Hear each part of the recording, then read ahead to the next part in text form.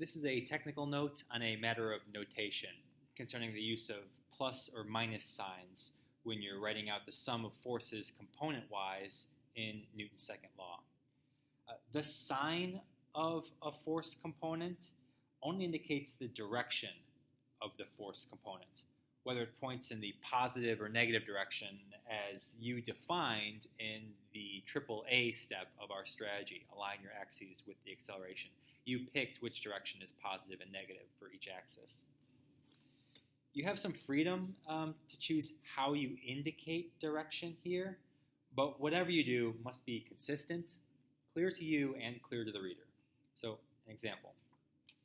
Here we've got a pumpkin being pulled by two ropes in two different directions, two different angles here, two different forces of tension, also a force of gravity and a normal force. When you write out the sum of forces in Newton's second law, you've got a couple of options with how you indicate the sign of each of these forces or force components. So, option A. Here we've written each term with a plus sign in front of it, plus, plus, plus, plus, plus, plus. Here we're operating with an understanding that this term right here, ft1x, is a negative value. That's this component of the tension pointing in the negative x direction. And that this term right here, fgy, is also a negative value. That's, of course, the y component of gravity, which is the only component of gravity. As an algebraic aside here, this is related to this matter.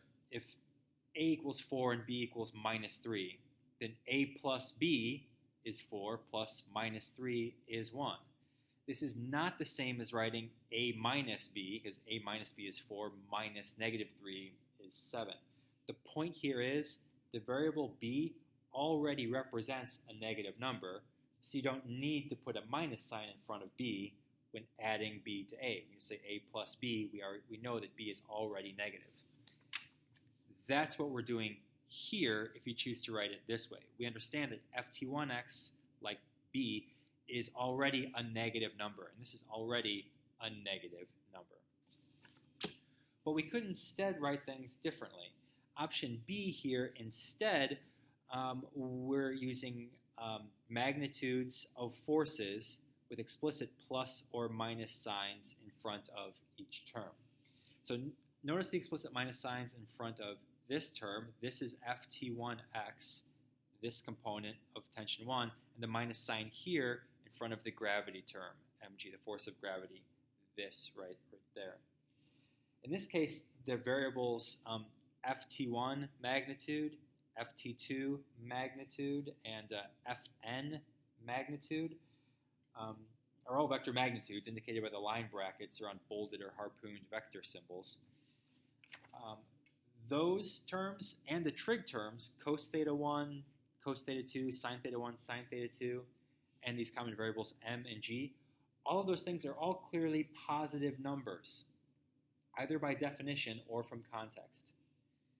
Therefore, since these magnitudes and the sine and cosine terms in mg, since those are all positive numbers, we have to indicate which terms are in the negative direction by inserting manually these minus signs.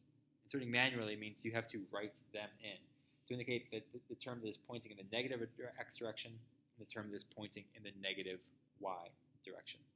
So, two different ways to write this. I strongly recommend using some version of option B, where you put explicit minus signs always in front of terms that point in the negative direction.